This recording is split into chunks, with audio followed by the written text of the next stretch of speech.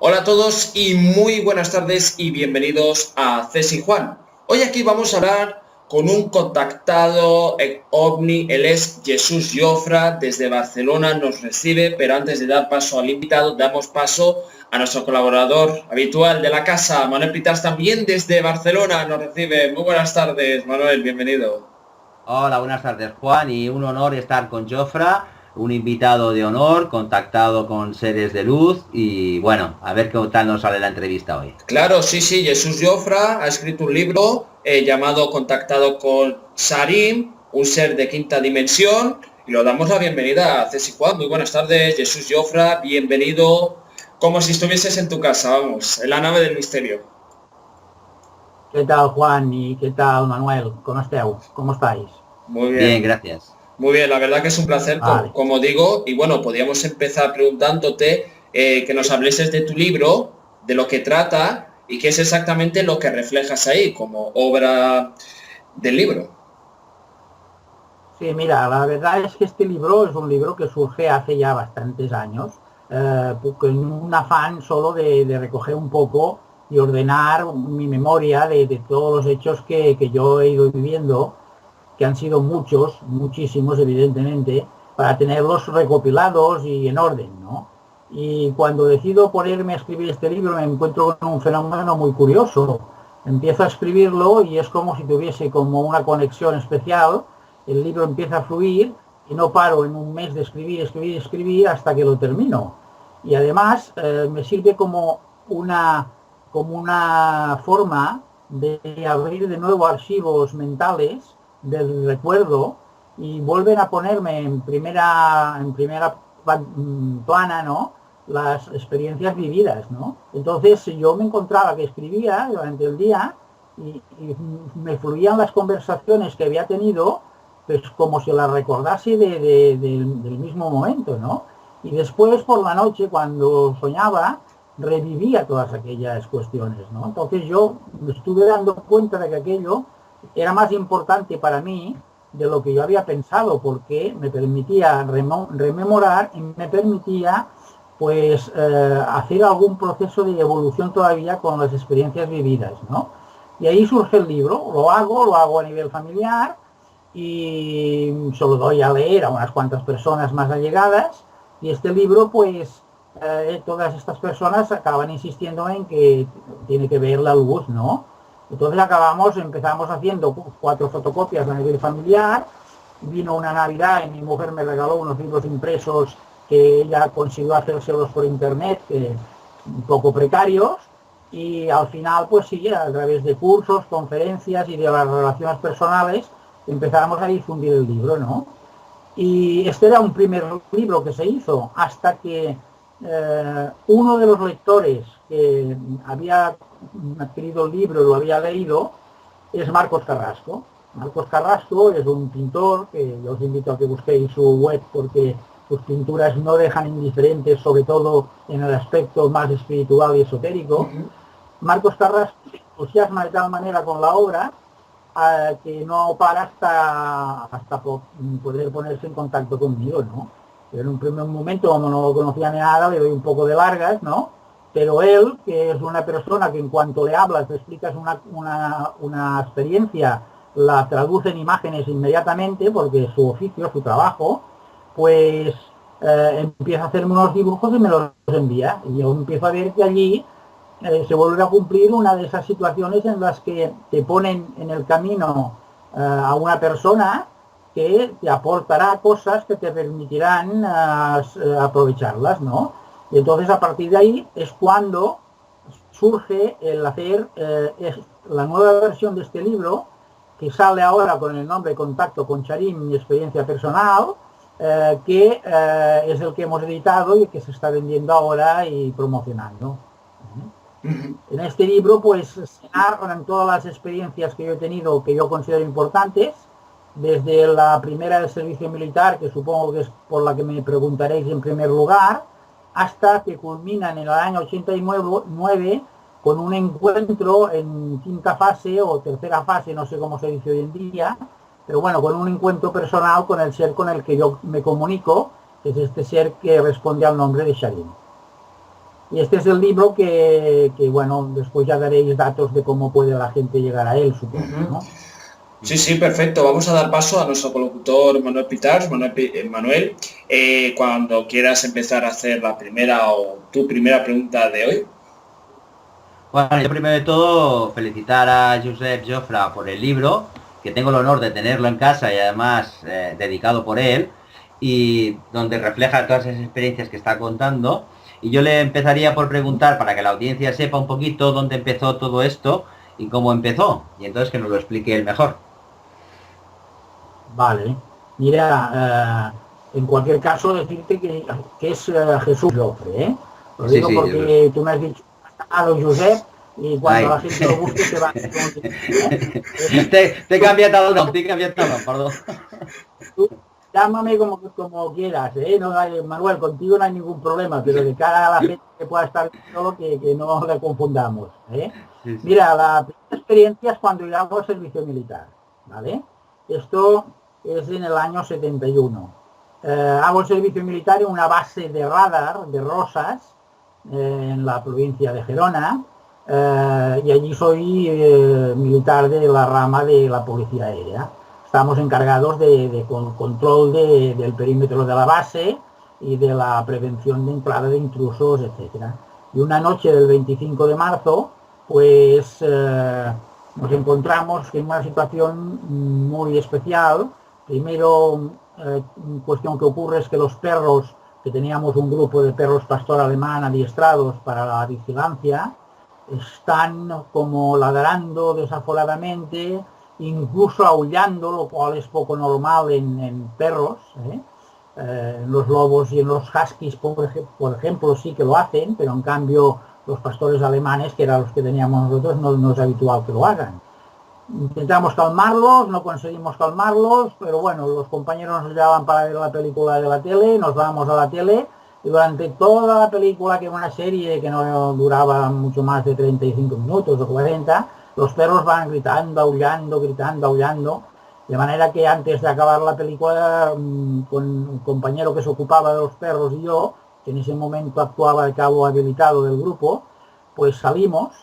Y un tercer compañero, que en ese momento estaba en la caseta de control de la subida al radar, nos llama y nos dice, mirad lo que hay allí. Y allí es las antenas de microondas, donde en la vertical de las mismas aparece un ovni, una nave, diría yo hoy en día, plástica en forma de lenteja, con una ristra de ventanillas en medio.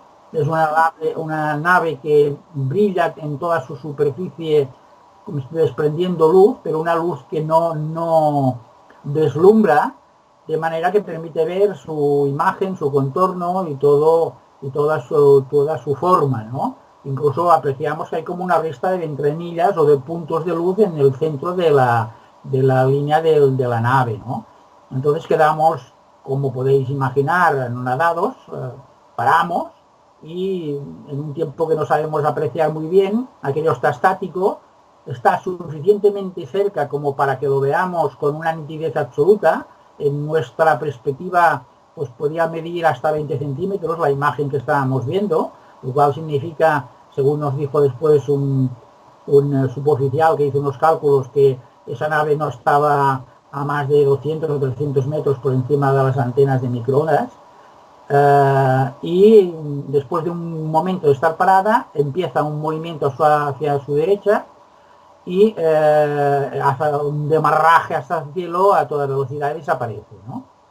Entonces nosotros vemos que detrás de las casetas hay como un resplandor de luz de un color verdoso, que no corresponde a ningún foco de los que había por allí, y que ya, como era al final de la base, ya no había más iluminación, y percibimos que algo pasa en ese sitio. Cogemos los correajes, sacamos al perro fiero, que era el líder de la manada, cogemos las armas y nos vamos hacia la caseta de microondas. El compañero perrero que había salido y yo nos acercamos con el perro cogido en la correa, y el perro llega hasta la caseta, y cuando va a superar las casetas para y marca, como estaba enseñado, la presencia de algo o de alguien.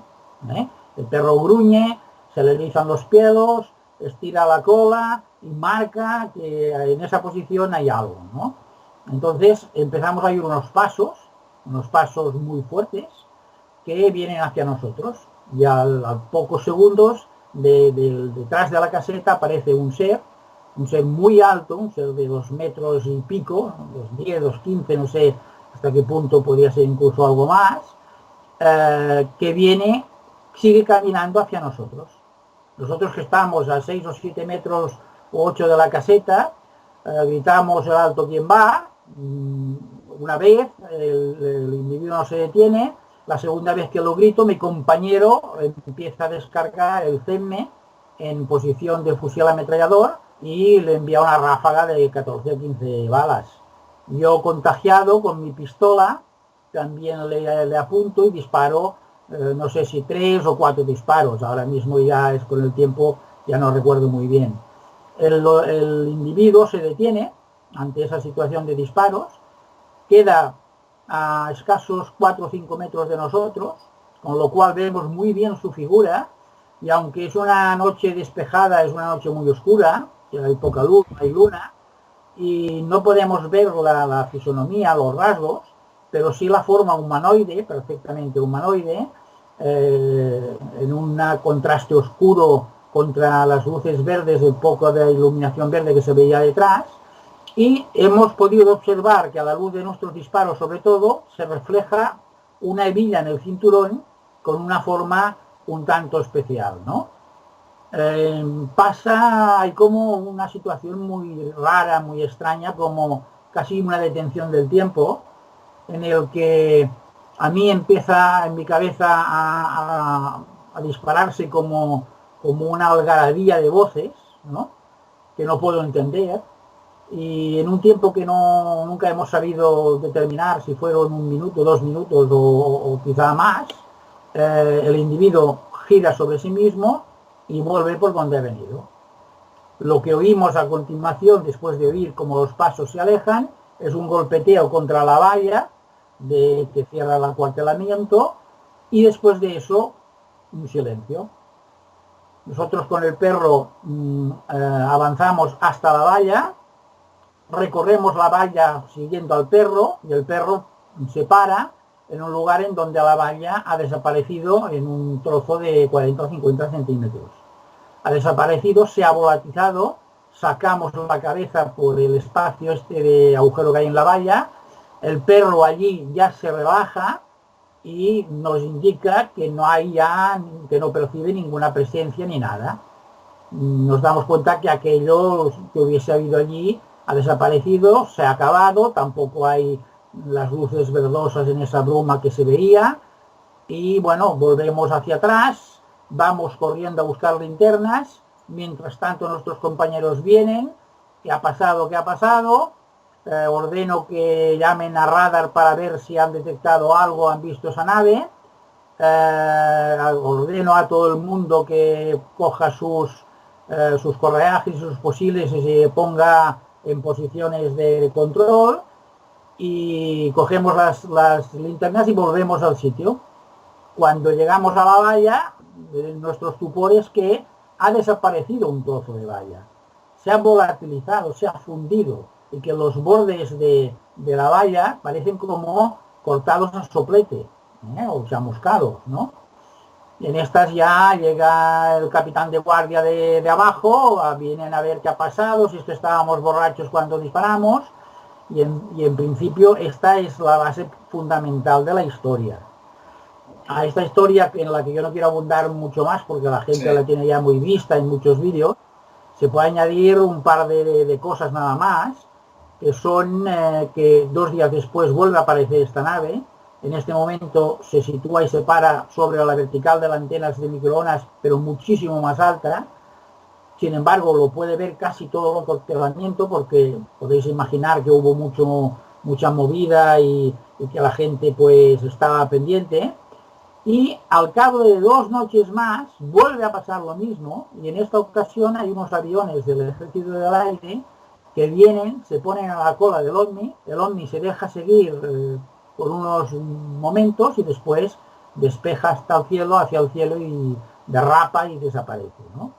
O sea que al final nosotros salvamos nuestro honor porque aparte de que hay unas evidencias de lo que ha ocurrido, después esa nave es vista por más gente, ¿no? Y en principio esta es la historia que es el inicio de toda esta experiencia personal mía. Por ejemplo, ¿qué te pasó qué les pasó a tus compañeros, a ti, con los dos militares esos americanos que vinieron y que os hicieron unos flashes y perdisteis el conocimiento? Que eso es importante saberlo también.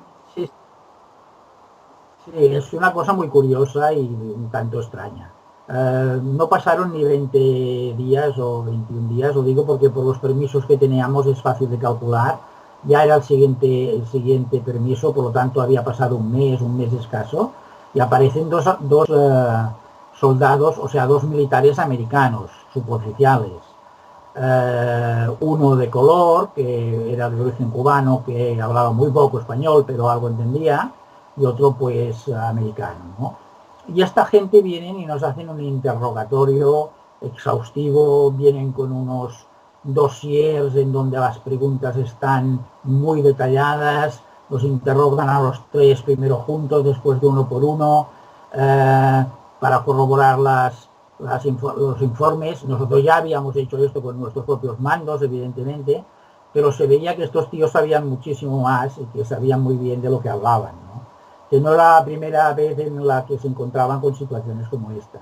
Con ellos después subimos al radar, porque esto lo hicimos en la base, subimos al radar, allí quieren conocer al perro, se lo llevan a una caseta, no sé qué clase de investigaciones le hacen, lo investigan todo por allí, lo fotografían, nos fotografían a nosotros, bueno, tal que bajamos a la base y estos venían por un día y se marchaban esa misma tarde. Pero aún con sol nos dicen que quieren hacernos unas últimas fotografías, buscan en el espacio exterior un lugar donde las paredes estuviesen blancas, lo cual era fácil porque todo el acuartelamiento estaba permanentemente encalado por los soldados, ¿no? Y aún con sol, después de hacer unas fotos del conjunto con el teniente coronel y el capitán, y en fin, piden quedarse solos con nosotros, y a los tres que estábamos implicados en la historia nos hacen una serie de fotografías, pero en esta ocasión con unos flashes que daban una luz como violeta, como rosada, y unos flashes que incluso te dejaban como cegato, ¿no? Y nos dicen que olvidemos todo esto, si no queremos tener problemas, que esto es una cuestión militar, que se tiene que mantener en secreto, y que nos olvidemos. Y la verdad es que nos olvidamos hasta tal punto que cuando yo escribo el primer libro, que es el que tienes tú, Manuel, esta historia de los militares no aparece en el libro. Porque es que a mí se me había pasado absolutamente de la cabeza. Se me había ido absolutamente, ¿no? Cuando Miguel Pedrero de Año Cero nos hace el reportaje hablando de esto, y vamos de nuevo con mi compañero, con uno de los dos compañeros, a la base de radar de Rosas, es allí cuando de pronto uno de nosotros, bueno, el compañero dice, oye, ¿no te acuerdas de que vinieron unos soldados americanos y tal? Entonces en ese momento es como si se hubiese abierto de nuevo el recuerdo de esa historia, ¿no? Y poco a poco vamos recordando todo aquello y nos quedamos patidifusos pensando que durante, no sé, 30 y pico, 40 años nos hemos olvidado absolutamente de esta cuestión, ¿no? Entonces, no sé cómo interpretarlo, esto viene incluido en la nueva edición del libro, esta historia. Nuestro caso es un caso cuando se han desclasificado los casos OVNI militares españoles, no se ha desclasificado. No sé si es porque hubo esta intervención de otro estado, ¿no? O por qué razón, pero el caso es que no se ha desclasificado y la realidad es que nosotros nos olvidamos completamente. Yo a veces he dudado de explicar esta historia para no caer en la historia de la película de los Flashmen que borraban la memoria y todo esto, pero justamente en el seminario de Nerja, que hemos comentado antes que habéis visto el congreso, apareció otro ponente, Denis Stalar, que él decía que en la investigación que ellos habían estado haciendo en los Cop Circles en Inglaterra, se habían encontrado con la presencia de militares o de hombres de negro que realmente les insistían de que se olvidasen de todo, ¿no? Y él decía, oye, pues yo no sé, pero a verlos hay los hombres de negro, ¿no? Entonces yo lo dejo así, simplemente como una explicación de algo que nos pasó y que ahora lo hemos recordado y que está incluido ya en el nuevo libro, y dejo a la consideración de la gente y a las conclusiones a las que quiera llegar en este aspecto. Yo no quiero fabular más respecto al mismo, ¿eh? Manuel, ¿qué opinión tienes sobre lo que ha comentado esto último, por ejemplo?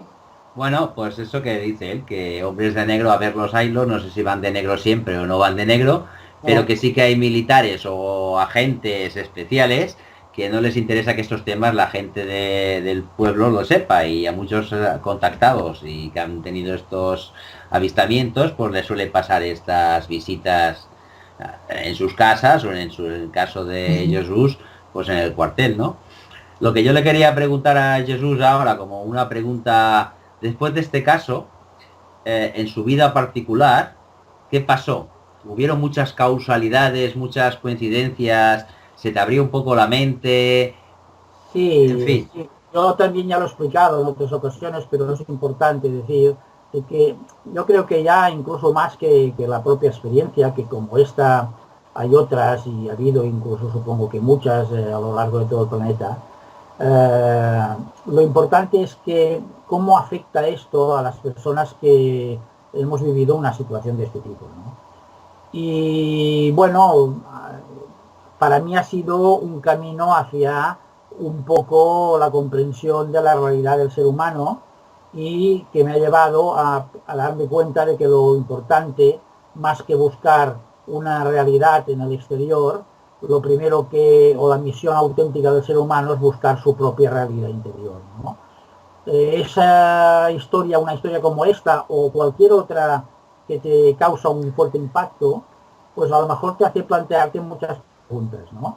Y fue lo que me pasó a mí, yo empecé a plantearme preguntas, ¿y estos quién son? ¿Y de dónde vienen? ¿Y qué querían? ¿Y por qué yo? Y tal, ¿no? Pero es que después de estas preguntas vienen otras y son pues tan las preguntas clásicas pero trascendentes a la vez, de bueno, si estos quién son, pues quién soy yo realmente, ¿no? Y de dónde vienen ellos, de dónde vengo yo, y qué quieren ellos y a dónde voy yo, ¿no? Y a partir de aquí entra un proceso personal de búsqueda en la que si tú mantienes suficientemente de tiempo las preguntas, acabas hallando respuestas. Lo que es que en la mayoría de los casos, mucha gente, cuando empieza a ver las dificultades para encontrar respuestas, pues lo abandona, lo deja y dice, bueno, paso de esto porque es muy cansado y no encuentro ninguna respuesta. Yo hice un periplo de más de 10 años de búsqueda. Primero en escuelas esotéricas, después en filosofías religiosas, después en viajes a diferentes partes del mundo. Y cuando empecé a encontrar alguna respuesta, me animé a seguir buscando respuestas, ¿no? Y sí, al final acabas encontrando respuestas, pero lo más curioso de todo es que después de cada respuesta encontrada, ves que hay una nueva pregunta, ¿eh? Y esto es un proceso que casi no se acaba nunca, ¿no? Pero que te sitúa mucho mejor respecto a tu propia realidad en este planeta y en el conjunto de lo que significa este planeta y el ser humano en el proceso de crecimiento y evolución espiritual hacia el cosmos, ¿eh? Estamos aquí, creo yo, proviniendo de un lugar de origen, del que provenimos y hacia el que regresamos. Y este es nuestro proceso, el de hacer ese camino de regreso al origen, de regreso a casa, que yo digo muchas veces, ¿no? Muy interesante lo que estás comentando y sobre todo ahora vamos a entrar al lado de la espiritualidad. Háblanos sobre tus experiencias con el lado de la espiritualidad y qué es para ti la espiritualidad. Bueno, sí, claro, es interesante porque este es un concepto que varía mucho en función a la propia ideología de cada persona, ¿no? La espiritualidad no es una verdad única y absoluta. La espiritualidad es algo que es una vivencia personal, ¿no? Tú puedes estar viviendo una espiritualidad en una vida cotidiana, tranquila, sencilla, pues yendo a tu trabajo cada día, subiendo tu familia, cuidándote de tu familia y no haciéndote ni siquiera preguntas trascendentales.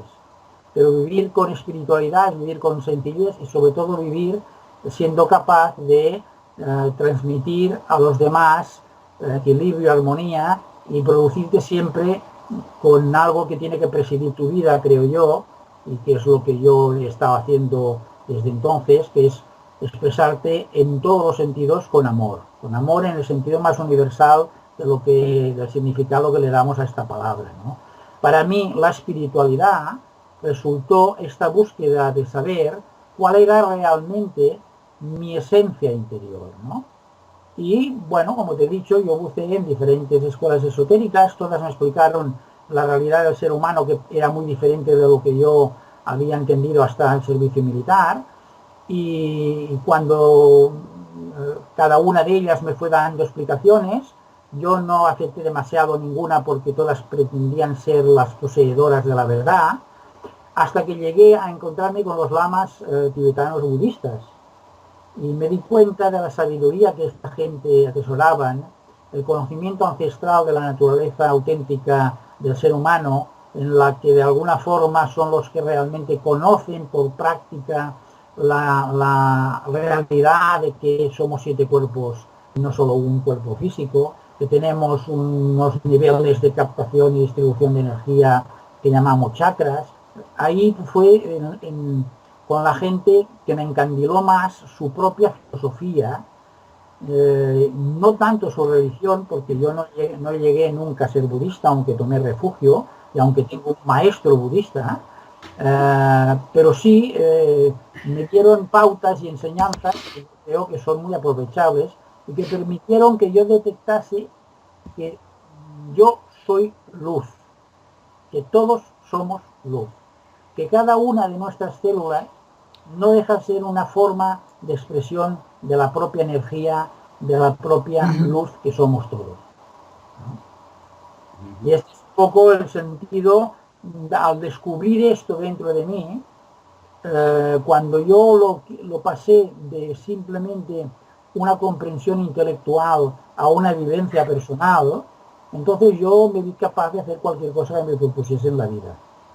Y fue cuando entonces decidí dejar mi trabajo, mi ambiente aquí, coger a mi familia y con ellos marcharme a vivir al Pirineo de Lérida, haciendo un retorno hacia la naturaleza para encontrarme allí con un espacio de mayor paz, de mayor tranquilidad, con mayor condiciones de sanas en el ambiente, como las del oxígeno que hay en el aire, una agua más limpia y energéticamente todavía cargada del momento en que sale de la tierra.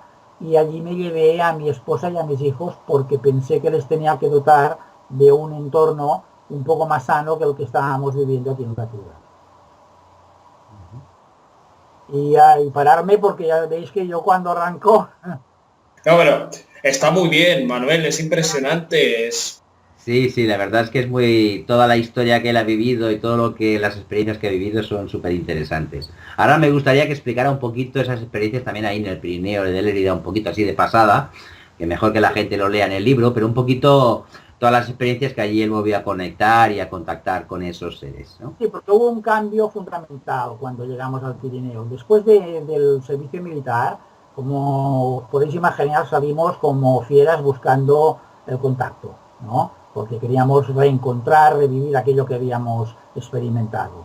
Creamos un equipo de investigación con los dos compañeros que nos habíamos visto afectados por esto, y investigamos durante 2 años, 3 años en cualquier sitio donde se decía que había habido una experiencia, una aparición o algo, y pronto yo me di cuenta de que aparte de recopilar muchos datos, no íbamos por un camino de poder volver a reencontrarnos con el mundo. Y fue cuando entonces yo me di cuenta que si esta gente tiene un nivel de vibración mucho más alto, un evolutivo más elevado que nosotros, como uno mismo no intentase evolucionar un poco personalmente, difícilmente podía volver a establecerse el contacto, ¿no? Y fue cuando entonces yo dejé la búsqueda desaforada de ovnis y empecé a buscarme a mí mismo, como os he explicado. Y cuando vamos al Pirineo, yo ya no estoy en la idea de continuar buscando el contacto ni nada de todo esto, sino que ya he estado viviendo experiencias personales, más bien rayando en lo que es esta búsqueda personal interna que yo estaba haciendo. Y al final vamos al Pirineo buscando un lugar tranquilo, un lugar que casi recordábamos por sueños que habíamos tenido, como un lugar de origen antiguo, y lo encontramos en un pueblecito en medio del puerto de la zona de Esterri-d'Àneu, de Lagonaigua, y allí encontramos este pueblo, y bueno, cuando regresamos allí buscábamos ya solamente, pues eso, esa vida tranquila, sosegada, relacionada con la naturaleza, pensar que yo me dedico allí a recoger plantas medicinales, había hecho estudios de naturopatía y fitoterapia, me dedico a la recolección de miel, tengo colmenas de abejas, y todo esto es lo que empieza a ser para mí una vida más natural, más cerca de la naturaleza y más dedicada cada día pues a mis meditaciones, a mis mentalizaciones y tal. Y cuando yo ya no lo espero, sea por todas estas cuestiones, por todo este ambiente que consigo a mi alrededor, un buen día me encuentro en una situación en la que empiezo a sentir la necesidad de coger un papel y un lápiz y ponerme a escribir, ¿no? Y empiezo a hacer psicografías, que ya sabéis, os habéis explicado muchas veces lo que son, con las que entro en contacto con unos seres que se denominan la unidad Common, que son sorpresivamente para mí un reinicio de lo que es el contacto. Y en esta ocasión es algo en lo que yo intervengo desde abajo hacia arriba y no tanto se produce de cualquier manera cuando quieren ellos de arriba hacia abajo, ¿no? Esto culmina al cabo de pocos días con un avistamiento concertado, un encuentro concertado por primera vez en mi vida. Hay un acuerdo de que me sitúe en la montaña en una hora determinada, en una zona determinada, y que allí me dicen poder ver la nave para que yo tenga confianza en que mi contacto es un contacto auténtico, ¿no? Y efectivamente salgo por la noche con mi Land Rover, me voy a la montaña, entro por los prados nevados, estábamos en diciembre, y me sitúo en un sitio donde yo intuyo que tiene que ser, y allí a la hora determinada aparece de nuevo una nave en lo alto de la montaña, y no sé si os podéis imaginar que esa nave es la misma nave que habíamos visto en el servicio militar. Esa nave no se queda tan tranquila en lo alto de la montaña, que es lo que yo esperaba, sino que empieza a descender por la montaña, viene hacia mí, a mí se me empieza a subir una cosa aquí en el cuello y estoy a punto de salir corriendo, sobre todo cuando con un tremendo flash me ilumina y luego sí desaparece y se va, ¿no? Y ese es el primer avistamiento concertado que yo tengo, la primera constatación total y absoluta de que estoy en una fase de contacto y de comunicación. Entonces esto pasa a partir del momento en el que vamos al Pirineo. Y a partir de ese momento empieza a haber toda una casuística que es muy amplia, que está bien explicada en el libro, en el que, bueno, tengo el contacto, primero es muy rico, primero es incuestionable, después yo tengo una pérdida de control de mi propio sistema de comunicación, que es con las psicografías, en los que empiezo a perderme, porque las psicografías es una fórmula muy compleja y muy peligrosa de comunicación, sobre todo si no estableces las normas de cómo hacerlo, y a mí me pasa que me pierdo, y quizás gracias a los 10 años de aprendizaje que había tenido me doy cuenta de esto, y también un poco por la advertencia de mi esposa, que se empieza a preocupar porque ve que yo me pongo a escribir psicografías casi hasta por las paredes, ¿no? Y las psicografías empiezan a fallar, los contactos no se producen, y yo al final me doy cuenta que me he perdido, ¿no? Que ha habido algo que ha interferido en este método de contacto, y esta interferencia ha provocado que aquello se diluya y se estropee, ¿no? Y bueno, me tengo que retirar, me retiro del contacto, me retiro de toda la experiencia, que hasta ese momento o poco tiempo antes había sido muy fructífera, y me digo a mí mismo que burro que has sido, que imbécil que has sido, que has perdido una oportunidad tremenda. Pero bueno, vuelvo a mi meditación, vuelvo a mi trabajo en el huerto, a mi trabajo con las abejas, con las plantas medicinales y me digo, bueno, pues mira, si es lo que tenía que ser, es lo que tiene que ser. Y después vuelve a pasar algo que me permite volver a reencontrarme con mi contacto, ¿no? Y os dejo que entréis vosotros un momento. Bueno, la verdad que es bueno lo que estás contando, son cosas que a poca gente le suele pasar en este mundo del universo, ¿no? Como dice Punset, el gran Punset, y yo creo que personas como tú ha visto eso porque ese algo quiere que lo veas y veas cómo es el mundo espiritual, porque ¿sabes lo que pasa? Que es curioso, que casi todos los ufólogos o contactados que tienen experiencias así siempre hablan del despertar, de la conciencia, ¿no? Y todos llegan a coincidir en ese mismo plano. Y eso ya es una confirmación más, y además para mí Jesús es para mí uno de los mejores contactados que he conocido, la verdad, porque conozco muchos, pero tú llevas ahí más evidencias y muchas pruebas que lo pueden avalar, y para mí es un honor, la verdad, y felicidades por ese libro, por esa cosa que estás haciendo, ese gran labor, como no. Y bueno, de paso a Manuel, que seguro Manuel, que conoce más el tema y tiene el libro en la casa y todo, y... Bueno, yo a Jesús le preguntaría ahora un poquito, después de esta sinopsis de lo que le pasó en el Pirineo, ese viaje fundamental que le llevó con sus colegas a coger un barco, e irse a las Américas y estar en el Perú y encontrarse con un grupo de personas espirituales, ¿no? Sí, sí, mira, después de esta situación de la que os hablaba, al final, por una serie de circunstancias muy especiales, una experiencia de meditación que hago en la montaña, vuelvo a retomar el contacto, ¿vale? Y en esta ocasión me dan las pautas de cómo hacer el contacto de forma segura. O sea, de alguna forma me dan el dial de la radio que debo sintonizar para conectar correctamente.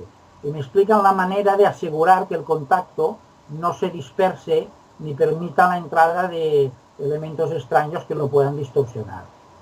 Ya recuperado el contacto, que esto es muy largo y también creo que también se ha explicado ya en alguna ocasión, nosotros sentimos un impulso irrefrenable a coger, levantarnos de nuestro sillón, irnos a hacer un pequeño viaje, que yo a veces digo iniciático, quizás es muy pretencioso esto, pero sí un viaje de experimentación personal que nos va a llevar hasta Perú, pero no te lo pierdas. El viaje no se nos ocurre otra cosa que coger un barco de 19 metros de eslora, subir 7 compañeros en él, de los cuales yo no había subido en la vida en un barco, y solo había 2 que eran capitanes del Mediterráneo, y bueno, los 7 con la tremenda seguridad de esa que os decía, de que te daba esa confianza en ti mismo, nos metíamos en el barco y nos fuimos para América, ¿eh? Hemos vivido, bueno, no os explico todo el viaje porque fue tremendo lo que llegamos a vivir. Solo os digo que nunca más voy a intentar subir a un barco para hacer una cosa así, ¿eh? Pero es que ahora no lo haría ni en un barco de 300 metros de largo, ¿eh? No, porque vivimos una experiencia de una tormenta que duró 36 horas, que yo pensaba que el barco se rompía por todos lados, y el capitán, el único que era el capitán, el francés, que decía, esto se hunde, francés, y me decía, no, que esto es muy grueso, que tiene una capa de no sé cuántos centímetros, esto aguanta. Y después cuando pasaba la tormenta me decía, y el que pensaba que se iba a romper todo era yo, ¿no? Pero él nos daba confianza a nosotros allí para aguantar, ¿no? Y cosas como esta nos pasaron en el mar, que por sí solo ya es una experiencia muy interesante de vivir, porque te ayuda a que salgan de ti recursos que casi nunca hubieses imaginado que eras capaz de tener, ¿no? Pero bueno, saltando un poco en el tiempo, y digo saltando porque en el medio de la experiencia del mar hay una experiencia de contacto también con los 3 seres que yo me comunicaba, ¿eh? Yo me reúno con ellos en un viaje astral al que ellos me inducen, y me reúno con ellos en una esfera de luz. Ellos estaban allí físicamente, pero otro compañero y yo estábamos allí en astral, ¿no? Y allí me introducen en la esfera de luz, y entonces tengo con ellos un primer contacto en el que me explican un poco el porqué de todo esto, ¿no? Sobre todo el por qué vinieron a contactar conmigo, cuál era la relación que yo tenía con toda esta historia y con ellos, y cuál era un poco el proceso que yo podía esperar que me encontraría. Y entre otras cosas me hablan de que continuamente en mi camino aparecerán personajes, maestros que me van a ayudar para que yo pueda hacer mis procesos más rápidos y evolucionar más rápidamente, ¿no? Y es este el caso al que te referías tú, Manuel, que cuando estamos y llegamos ya a Perú, nos situamos en el Valle de Urubamba, y allí en un pequeño pueblo encontramos un hotelito, que pasando 2 veces ya estábamos alojados en otro sitio, pero pasando por allí, las 2 veces que pasamos, nos damos una vibración a algo que nos llamaba a ir a ese hotel. Y fuimos allí, pactamos con el dueño que haríamos un reportaje de su hotel y lo pondríamos en nuestro reportaje, porque nosotros llegamos a Perú con cámaras de vídeo profesionales y con el objetivo de que realmente pensábamos hacer un reportaje, pero que eso cubría un poco nuestro real interés en toda nuestra búsqueda, ¿no? Y ese hombre acabó pues aceptando que fuésemos y nos instalásemos allí. Y allí, después por la noche, yo me di cuenta del por qué habíamos sentido esa necesidad de ir a ese sitio. Porque allí nos encontramos con unos personajes, un grupo que llamamos los monásticos, de unos seres muy especiales, gente muy evolucionada, gente muy preparada, pero que iban además acompañados por una maestra que se llamaba Tiné, que aparece también todo muy bien explicado en el libro, que para mí fue un encuentro fundamental en mi vida, ¿no? Esta mujer tenía una capacidad permanente de estancia en el presente, en el pasado y en el futuro. Y tenía una sabiduría implícita que permitía que sus conocimientos y su guía ayudasen a todos los de su grupo a ir regenerándose celularmente, de manera que gente que su apariencia era de 30 años de media, en un momento que se pudieron ver sus pasaportes, pues estaban más en los 70 y en los 80 que en los 30, ¿no? Esta mujer nos permitió vivir allí una serie de experiencias extraordinarias, como un día en el que fuimos a la montaña y allí hicimos una meditación con unas mantralizaciones y con una concentración y circulación de energía tan tremenda que todo el grupo de peso que estábamos en ese círculo de meditación, acabamos en una levitación parcial, o sea que realmente se movían energías a un nivel extraordinario. Y entre otras cosas, esta mujer nos demostraba a cada momento su capacidad de visión de tu propio futuro, de tu propio pasado, etcétera, etcétera, ¿no? Cuando nos despedimos con esta mujer ya, porque después de casi estar 3 o 4 semanas juntos, pues se consideró que ya nos habíamos como 2 grupos intercambiado todo lo que teníamos que intercambiar.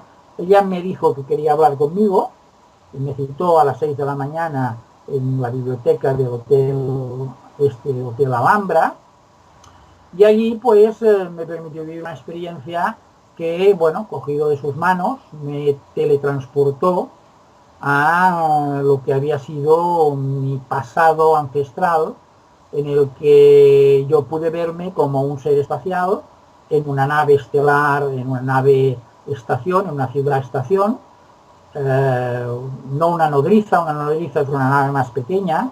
Esto estamos hablando de una nave estación, que son naves que tienen, bueno, esta tenía 8 kilómetros de diámetro, y donde había todo un mundo de gente viviendo. Yo me pude ver allí cómo era yo mismo en esa época de mi existencia. Entonces allí descubrí mi origen, descubrí el por qué yo volví a reencarnarme en la Tierra y por qué estaba en este proceso de evolución y de crecimiento y de regreso de nuevo a los niveles más sutiles de los que procedía. Y este es el porqué de ese seguimiento que ellos me estaban haciendo. Y el porqué de en algún momento me viene a dar un toque para que yo empiece a moverme, porque realmente no solo yo, sino que toda la humanidad va muy retrasada para llegar al punto de transmutación y elevación planetaria que se está acercando, y de alguna forma, como uno de ellos que también soy, se me ayudaba para que pudiese progresar y pudiese evolucionar más, ¿no? La maestra me permitió ver todo esto, también me dio información de mis vidas pasadas, en las que yo cometí errores especialmente graves que debía conocer para poder superar esos errores o los traumas que hubiesen quedado por los mismos. Y para mí, imagínate lo que significó tener esas vivencias y esas experiencias con esta maestra Quiné, que bueno, también están relatadas ampliamente y con detalle en el libro. Adelante, Manuel. Sí, mira, yo ahora le preguntaría ya por su contacto con Sharim para luego pasar un poquito al tema más concreto, que es dónde va a parar todo eso y a lo que la humanidad tenemos que ir a parar, ¿no? Un poquito el contacto ya que tuviste en persona con Sharim, sí, y nos explicarás un poquito. Bueno, después de todo ese proceso de la recuperación del contacto, cuando vuelvo del viaje de Perú, mi contacto me dice que cambio de interlocutor, que a partir de ahora, ya con lo que yo he estado aprendiendo y haciendo y caminando por la vida, pues ahí tengo que hacer un paso y cambiar de interlocutor. Y me contactan con un ser que dice llamarse Arimo. Ese Arimo pues mantiene un contacto conmigo, que en este momento ya es un contacto telepático, es un contacto que no tiene los problemas de lo que es la transmisión psicográfica, y que también sitúa un nivel de información mucho más profundo del que había tenido hasta ahora con la unidad común, ¿no? Y va pasando una serie de hechos y de sucesos en mi vida que, bueno, de alguna forma u otra me obligan a dejar el proyecto del Pirineo, volver a bajar a Barcelona, volver a un trabajo más clásico, y realmente me produce un cambio de vida que me sume en una gran insatisfacción de vida, porque representa la posibilidad de que tenga que perder el proyecto que yo había creado, y es realmente por una cuestión puramente económica, porque yo decido hacerme una casa en el Pirineo y bueno, me estafan el constructor, desaparece con el dinero, casi con todo el dinero. Yo tengo que acabarme la casa por mis medios, no tenía más medios. Allí te ganabas la vida para subsistir, pero no para ahorrar, ¿no? Y todo eso me complica la vida, porque yo me empeño primero en seguir mi proyecto, entonces me hipoteco, y a partir de un momento pues tengo que bajar a resolver la problemática económica, ¿no? Eso me sume a una cierta situación de desánimo y sobre todo de insatisfacción. Hasta que un buen día, pues, y me aleja mucho del contacto, porque yo pues en esa etapa dejo de hacer mi meditación, dejo de hacer mis rutinas habituales, o al menos se distancian mucho en el tiempo, y en esa situación llega un momento en que yo grito desesperadamente diciendo, bueno, ¿ahora dónde estáis? Si tanta historia y tanto contacto y tanta manifestación, y ahora que os necesito, pues ¿dónde estáis? ¿No? Porque yo estoy aquí viviendo una vida que no quiero, en una insatisfacción tremenda, y bueno, prácticamente habéis desaparecido, ¿no? Y en ese momento, pues vuelvo a sentir la necesidad de hacer un contacto, volviendo al origen, al contacto psicográfico, ¿no? Y tengo un comunicado de este personaje, Arimo, que me dice, con tu llamada has propiciado, te has acercado a mí, y has propiciado que yo me pueda acercar a ti. De momento puedo hacer una transmisión telepática porque estás con los diales muy desajustados, pero será correcto en una ocasión que hagamos un contacto psicográfico. Y entonces me da una cita el 8 de diciembre del año 89 en la Casa del Pirineo, a las 5 de la madrugada. Me dice, allí verás mi luz y hablaremos. Yo subo con todas las incógnitas del mundo a esa cita, porque no sé realmente si lo veré simplemente como una luz en el cielo o qué pasará. Lo que ocurre es que a las 5 de la madrugada aparece una esfera de luz dentro de la cual está este ser. Este ser, cuando la esfera se difumina, él toca su cinturón, se abre como una puerta en la esfera y él en un solo paso se sitúa de 6 o 7 metros que ha quedado la esfera hasta el porche de mi casa, y se acerca a mí y queda pues a menos de 1 metro de mí. Y allí empezamos una conversación personal. Él va activa una especie de traje lumínico alrededor de su cuerpo, que lo mantiene a él protegido de cualquier interferencia exterior, y en un momento determinado pone su mano en mi hombro y me contagia a mí también ese campo lumínico, que hace de que yo pueda situarme a su nivel de visión, porque él es un ser de 2 metros y pico y yo tengo 1,80 m, no llego, y claro, estoy yo mirando hacia arriba y pues de alguna forma me permite estar en una cierta ingravidez que me permite situarme como flotando, como en una suspensión en el aire, una levitación a la altura de sus ojos, ¿no? Entonces yo pongo mi mano en su hombro, mi mano se hunde dentro de él, con lo cual me doy cuenta que la naturaleza corpórea de ese ser es muy sutil, muy poco densa, para nada es una cosa tan densa como la carne de un ser humano. Recupero la posición de mi mano ante la sorpresa y bueno, empiezo a aprender que estoy hablando con un ser de un nivel dimensional distinto. Él se manifiesta, me dice, yo soy Sharim. Sharim, si os fijáis, el nombre que os he dicho antes, Arimo, no deja de ser una parte de ese nombre, que tú le pones la S delante, es Sharimo, pues bueno, en realidad dice mi nombre es Sharim, el de contacto contigo ha sido Arimo, y estoy aquí para ayudarte a progresar y a seguir tu propio camino. Nos has llamado, cuando tú estás lejos, nosotros estamos lejos, cuando tú estás cerca, nosotros estamos cerca de ti. Y a partir de aquí empieza una conversación amplísima, muy detallada en el libro. Bueno, Manuel ya la ha leído. Hasta, bueno, no puedo explicar toda la conversación porque es muy amplia, muy densa e incluso en algunos puntos muy personal. Pero esta conversación acaba diciéndome él que vayamos a la esfera de luz y que vamos a hacer un viaje. Entonces me lleva a la esfera de luz, entro en la esfera de luz, allí quedo en una situación como de aislamiento sensorial, en la que yo dejo de percibir nada, hasta que se difumina una especie de neblina de luz que había a mi alrededor, y me encuentro en el interior de la nave de Sharim. La nave de Sharim es esa nave que hemos visto en el servicio militar, que he visto en el Pirineo.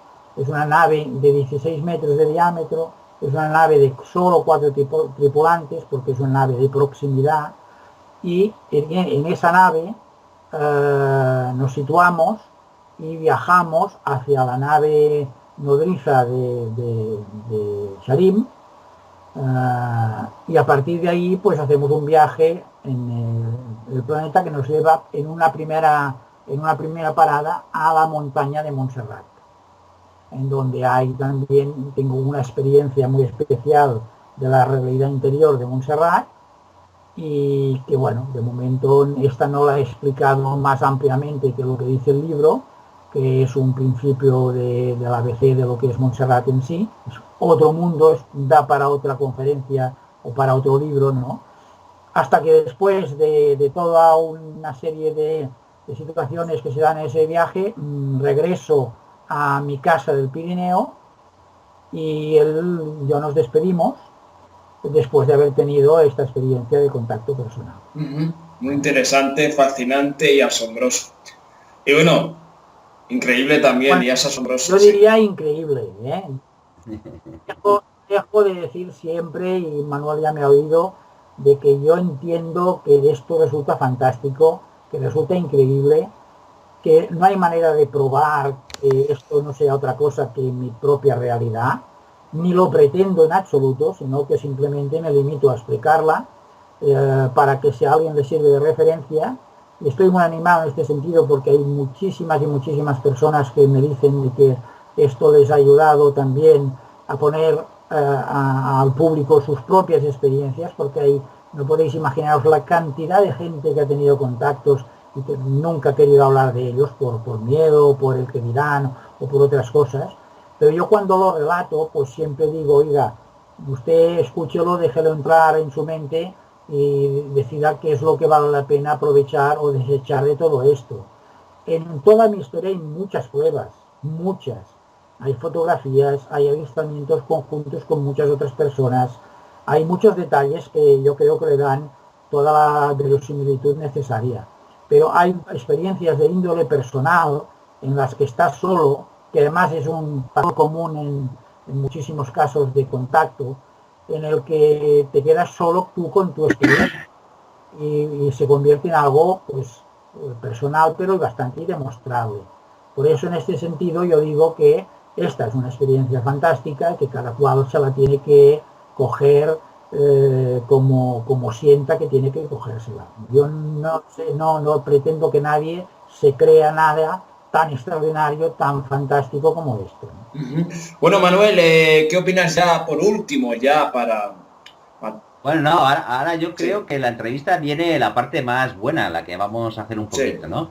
Es, después de esa introducción tan larga y, bueno, explicando un poquito todos los detalles que él ha vivido, es ese proceso que a él le ha llevado a tener un sistema para ajustar nuestra vibración a los tiempos que vienen.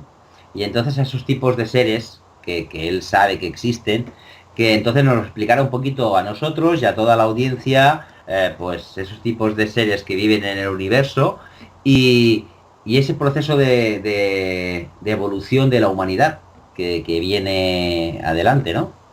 Sí, lo primero que yo quiero volver a decir una vez más es de que yo soy un firme defensor de que más que saber de dónde vienen, ni cómo son, ni si son altos, bajos, verdes, azules, lo más importante del contacto es saber qué nivel de evolución tienen los seres con los que contactas, ¿eh? Sharim es un ser de quinta dimensión. Eso quiere decir de que en la escala evolutiva están en un escalón dos niveles por encima del propio del ser humano, que somos seres de tercera dimensión. Para hacerlo rápido y corto, os diré que un ser de tercera dimensión tiene una densidad de un 80% de materia y un 20% de energía. Que un ser de cuarta dimensión ya tiene el 80% de energía y un 20% de materia. Y un ser de quinta dimensión tiene casi una materia que no llega a un 10%. Todo lo demás es energía. Y ese es el proceso que se va siguiendo cuando se va cambiando de nivel evolutivo. Es un proceso de desdensificación. Cada vez menos materiales, cada vez menos densos, cada vez más auténticos en la esencia real de lo que somos, que es esa luz de la que hablábamos al principio, ¿vale? Entonces, éramos luz en un principio, nos densificamos hasta la forma de mineral y poco a poco nos vamos desdensificando, subiendo escalones en el nivel de la escala evolutiva, para llegar a volver a ser casi luz pura cuando culminemos nuestro propio proceso, ¿no? Entonces, el contacto, lo más importante es saber a qué nivel de evolución estás llegando cuando contactas con algún ser. Porque los seres de cuarta dimensión acostumbran a ser seres bondadosos para el ser humano, porque sus misiones ya están más en la línea de la ayuda.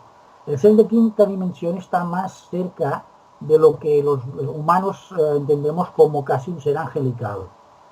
Y no tiene otra misión personal que la de ayudar a la humanidad en ese proceso de crecimiento y de evolución que le permita llegar al punto de transmutación, al punto de elevación, con todo el planeta, a un nivel planetario de elevación, que eso es algo que hay que aclarar, porque también hay mucha confusión en este momento con todo el tema de las multidimensiones, ¿no? Y no es lo mismo el nivel evolutivo que las multidimensiones, ¿no? Entonces Sharim es un ser de quinta dimensión, que por lo tanto yo pues, puedo decir que tengo la suerte que en lugar de contactar con un ser de tercera dimensión evolucionado que viene aquí, como los grises, y vienen a abducirte, vienen a fastidiarte o a investigarte, pues la misión de un ser de quinta dimensión es la de ayudarte, ¿no? Entonces, esto es lo primero que hay que destacar. Después, decir que evidentemente en nuestro sistema cósmico, nuestro universo, hay cientos de razas de seres más o menos evolucionados y algunas de ellas nos visitan, algunas de ellas están entre nosotros y entre ellas hay las que son negativas para el ser humano, que solo buscan su propio beneficio, y las que de alguna forma son más positivas para el ser humano. Aquí entraríamos en la lectura de todo lo que hablamos de los Anunnakis, de los reptilianos, encima de los Anunnakis, los arcontes, y encima todavía hay razas superiores que de alguna forma han intervenido en diferentes momentos cerca de la humanidad, pero no con toda la humanidad. Eso es una cosa que conviene aclararla, porque mi buen amigo David Parcerizas es un ferviente creyente de que la intervención de los Anunnakis fue la que realmente creó al ser humano. Yo pienso, mejor dicho, por el acceso a la información que yo tengo, creo que los Anunnakis intervienen en un momento determinado en el planeta. Y hay una parte de seres del planeta que se ven alterados, modificados, afectados por todo su proceso. Pero en el planeta hay otras razas, otros seres situados en otros niveles que no están bajo esa influencia de los mismos Anunnakis de los que estamos hablando, ¿no? Y la verdad es que en el planeta de raza autóctona solo hay una. Todos los demás somos seres implantados del espacio. De raza autóctona solo es la raza negra, la que proviene del propio planeta en un proceso de evolución de las especies. Los demás, las razas blancas, procedemos todas del Orión, ¿vale? Y esas razas blancas que primero no quisieron mezclarse con las razas autóctonas, se situaron en lugares aislados del planeta, como en la Atlántida, como el centro de la Amazonia, o como incluso los desiertos de África, para no mezclarse. Pero en el momento en que sus civilizaciones empiezan a tener problemas, como pasó en la Atlántida, en la que hubo enfrentamientos por el control, por el poder, y acabó con la destrucción de la Atlántida, hubo gente que salió de la Atlántida, unos se dirigieron hacia el Amazonas y otros se dirigieron hacia los desiertos de Egipto y de África, ¿no? Y de entre estos, una parte se mantuvieron escondidos, los que se fueron a la Amazonia pues son los que dieron origen a la leyenda del Dorado, y los que se quedaron escondidos en los desiertos de África eran los ancestros de los hombres azules, después conocidos como los tuaregs, que sabéis que son africanos rubios con ojos azules, curiosamente, y con el color azul como el elemento que les identifica. Y a la parte de los que no se quisieron quedar ocultos, dieron origen a las civilizaciones que vinieron después en América, la azteca, la maya, y en la parte de egipcia los faraones, la zona de los faraones. Y esos volvieron a tener intervención exterior que realmente influyó mucho en esas civilizaciones. Y por tanto estamos hablando de que a nivel de razas en el planeta hay diferentes procedencias con diferentes historias y con diferentes situaciones evolutivas dentro del propio planeta, no solamente una, ¿no? Entonces no sé si todo esto contesta algo de todo lo que tú me preguntabas. Quizás tú me preguntabas más por el mensaje o por las informaciones recibidas de Sharim y sus compañeros, ¿no? Y en ese sentido tengo que decirte que evidentemente que yo rechazo la idea de que haya mensajes para la humanidad, ni que me confieran ninguna misión cerca de la humanidad, pero sí que hay mucha información que permite tener algunas conclusiones o aprovecharlas de manera que sean útiles para el ser humano. Entre ellas se me dio un método para armonizar y equilibrar todo el nivel energético en el propio ser humano. Y de aquí nace lo que es la meditación de conexión cielo-tierra, que su nombre ya dice muy bien para qué sirve esa conexión, esa meditación, y nace lo que se llama el método de armonización energético Chandra. Este método permite equilibrar los niveles principales de captación de energía del ser humano a través del chakra mental, el cordial y el vital, que siempre acostumbran a estar desequilibrados entre ellos, y también armonizar los cuerpos sutiles, porque los grandes problemas de salud y emocionales y psicológicos que el ser humano tiene provienen de que no es un ser que mantenga el nivel de armonía y de equilibrio en los parámetros que debería de estar. Entonces ellos nos dan un método para que esto sea de una forma muy sencilla y muy fácil, una forma para conseguir mantenerse armónico y equilibrado. Y eso lo estamos enseñando en este momento nosotros, ¿no? Y es un método que es asequible a cualquier persona, es un método muy sencillo. De hecho, los cursos se hacen en un solo día, en una sola jornada, porque es aprender una forma de conseguir armonizar todo esto. Y es, entre otras muchas cosas, uno de los elementos de la información recibida que acaba siendo más aprovechable para todas las personas. Hay algunos más, hay algunos más. Pero permitidme respirar un momento. Dime, Juan.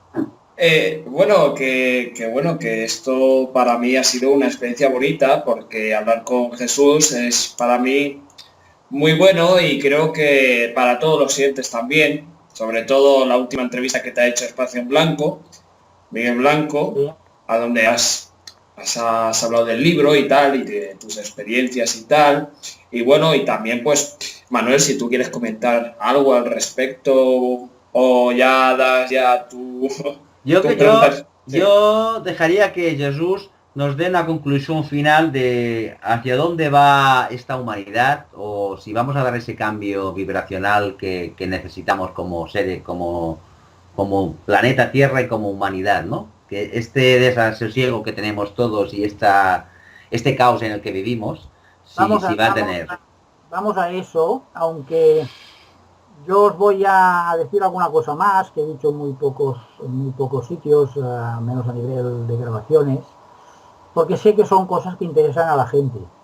Y especialmente por la presencia de Manuel y porque, bueno, por lo que él me ha explicado también de ti, Juan, creo que estáis haciendo un esfuerzo para llegar a la gente y explicarle cosas que creéis interesantes.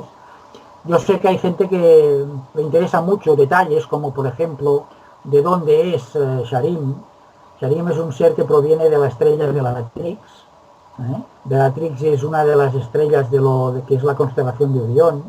Aunque no cabe llamarse a engaño de que Orión sea todo lo mismo cuando estamos hablando de unos espacios estelares enormes, con unas distancias tremendas, y Orión no deja de ser el capricho de los seres humanos que han hecho ahí un dibujito y han dicho, esto es Orión, ¿no? Bueno, pues en el hombro de Orión hay una estrella que se llama Bellatrix, que es el mundo del que procede Sharim. Sharim es un ser que viaja por el espacio en naves creadas, no en naves construidas. Sus naves no son construidas con soldaduras, tornillos, puertas y ventanas. Sus naves son creadas mentalmente y se materializan en la forma que sea más conveniente en función al lugar donde se tienen que manifestar. Por eso la nave Stella, que es el nombre de la nave en la que yo tuve el viaje con Charim, esta nave es una nave que no tenía puertas ni ventanas, era toda una sola pieza, por decirlo así, ¿no? Cuando Charim quería, de alguna forma, o manipulaba en el cinturón que llevaba, o simplemente por su deseo mental, la pared exterior transparentaba, se convertía en algo translúcido que era como una ventana, ¿eh? Entonces eso permitía ver el exterior, incluso ver todas las líneas energéticas que circunvalan el planeta, por las que ellos viajan aprovechando la vibración de esos canales energéticos como elemento que ayuda a la propulsión de sus naves. Sus naves funcionan con un sistema de motores que lo que hacen es, por un conjunto de esferas en rotación, tienen unas en rotación hacia la derecha y otras hacia la izquierda, que unas anulan la gravedad de las otras, y las naves están en ingravidez. Entonces eso hace que una nave no tenga ninguna resistencia al desplazamiento. Y es muy fácil entonces mantener un motor que ayude a desplazar esas naves. Hay muchas cosas de este tipo que la gente se pregunta y me pregunta en ocasiones y que la mayoría de las veces no hay tiempo para explicarlas. Y muchas de estas cosas son de las que ellos me han explicado, ¿no? Como todo lo que os he estado hablando ahora de las razas autóctonas, etcétera, etcétera. Pero yendo al final de lo que va a ser esta entrevista, que es decir, hacia dónde vamos, hacia dónde se encamina esta humanidad, tengo que deciros una cosa. Hace como un par de años atrás, o un poco más, los seres que nos ayudan para que podamos llegar al momento este de la transmutación, estuvieron a punto de tirar la toalla con el ser humano. Porque es que, bueno, y se puede entender, porque no hay que mirar más que el planeta para ver que en el 2014 todavía el ser humano está matándose, manipulando, permitiendo que la gente se muera de hambre. Bueno, hay un atraso brutal en el nivel de lo que es la conciencia, ¿no? Y sobre todo en el nivel de la bondad. Estamos en manos de los poderosos, de las fuerzas que dominan el mundo del dinero, que es el que domina a su vez a los estados, que son los que están bajo la influencia de los Illuminati, que de alguna u otra manera están dictando lo que es el devenir de las circunstancias que nos afectan en nuestra vida. Ahora estamos entrando ya en la fase de las gripes, porque es que cada año nos tiran un virus nuevo de gripe para que lo pillemos todo, porque lo que interesa es que tengamos todos la gripe y así vayamos mucho a la farmacia, ¿no? Y ya no te digo con los chemtrails, las contaminaciones a las que estamos sometidos, con los chaps que están manipulando nuestros niveles atmosféricos, nuestra climatología. Claro, llegó un momento, hace como 2 años y pico, que hubo en los consejos de dirección de los seres estelares la convicción de que no valía la pena hacer el esfuerzo para ayudar al ser humano.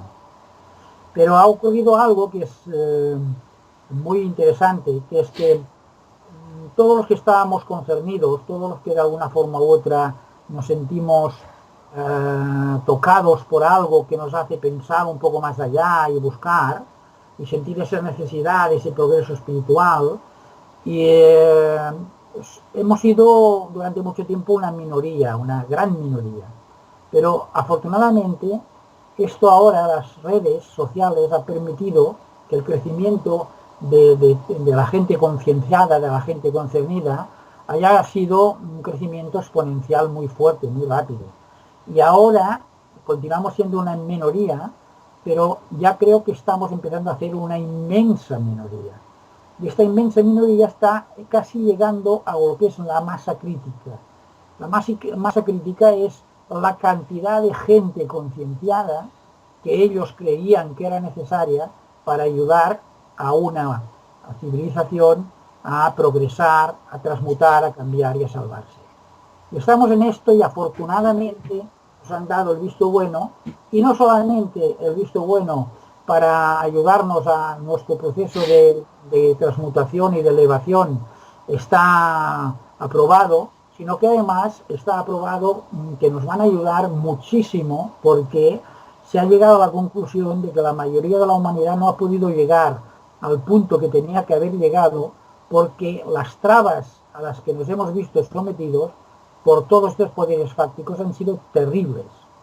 Y entonces muchos de nosotros no estaremos suficientemente preparados para poder hacer el cambio de transmutacional o de elevación y de vibración necesario en el momento adecuado, en el momento de la elevación o del rescate, por decirlo así, ¿no? Y en ese momento nos van a ayudar para que podamos superar las dificultades que tenemos. Y esto es como un mensaje esperanzador que yo quiero lanzar a la gente. Que nadie pierda la confianza, que nadie de alguna forma u otra se desespere, porque en realidad tenemos mucha ayuda ante tanta cantidad de adversidades que estamos sufriendo. Pues sí, la verdad que sí, yo con este mensaje también tengo esperanzas, como no, y siempre las voy a tener. Nunca hay que ser negativo porque es lo peor que podemos hacer a día de hoy. Y nada, Manuel, otra cosa más quieres añadir, porque veo que estás muy enfocado y te veo ahí. Bueno, yo es que a Jesús le quiero mucho, y lo que le emplazaría es para que un día nos contara en exclusiva todo ese viaje a Montserrat y toda esa experiencia que él todavía no ha escrito un libro ni ha contado, pero que yo estoy enfocado en que un día lo cuente, pero no a mí particularmente, sino que lo cuente a la humanidad, porque creo que es una experiencia que él ha vivido y que es importante que la humanidad lo sepa, ¿no? Es decir... Mira, de momento yo voy también superando mis propias trabas personales. Yo, como podéis pensar, he tenido que continuar mi vida, mantenerme con los pies en el suelo, y muchas veces eso te hace reflexionar si no te comprometes demasiado con todo lo que explicas, ni cómo puede afectarte, ya no a mí, que a mí ahora esto ya no me preocupa, yo también ya he llegado a 65 años, ¿no? Pero bueno, tengo familia, tengo mis hijos, yo no sé hasta qué punto todo esto puede afectar, y a mí me cuesta poco a poco ir soltándome, ¿no? Pero entre la reacción que encuentro en la gente y sobre todo el impulso que me están dando en mi propio contacto, pues bueno, de momento ya me he decidido y estoy escribiendo el libro de lo que ha sido las informaciones recibidas. He planteado como un pequeño ABC, pues te puedo decir de que va a acabar siendo un libro amplio en el que se hablará detalladamente de todo esto. Y después de esto igual se pueden explicar al detalle y públicamente más cosas que yo hasta ahora he considerado muy personales, como la experiencia de este viaje en Montserrat. Pero este sentido te digo que quizá todo se andará, Manuel. Muy bien. De todas maneras, sí que me gustaría que dieras tus datos para que la gente quiera armonizarse y hacer el curso que tú haces, que además lo haces muy bien y en un solo día, pues que la gente pueda ponerse en contacto contigo y des tus datos. Las imágenes a Juan, espero que vayan a poner con los datos en el vídeo, pero voy a decir directamente la web a través de la cual exponemos todos los cursos y las conferencias y todo lo que estamos haciendo. Es www.jesús-jofre.gindo.com. Este Gindo es con J, porque a veces crea confusión. Entonces lo repito todo seguido. Pues www.jesús-jofre.gindo.com. A través de esta web llegáis a mí, llegáis a mi mail, llegáis al libro, la forma de conseguirlo, etcétera, etcétera, y podéis entrar en contacto conmigo también. Bueno. Igual que yo. Muchas gracias a vosotros por haberme permitido sacar mi cabeza una vez más y explicar mis historias, ¿no? Más o menos creíbles o increíbles, y con mucho gusto he estado con vosotros. Muchas gracias. Te mando un abrazo virtual desde aquí, desde mi casa. Pues igualmente para vosotros. Muchas gracias. Y bueno, oyentes de Cesi Juan, por primera vez hemos hablado de uno de los temas más fascinantes que se pueden conocer a nivel planetario. Nos vemos en próximos episodios. Gracias por estar en esta nave del misterio. Ceci Juan, Manuel Pitarch y Jesús Jofre para todos los oyentes. Y para los lectores, un fuerte abrazo. Un saludo.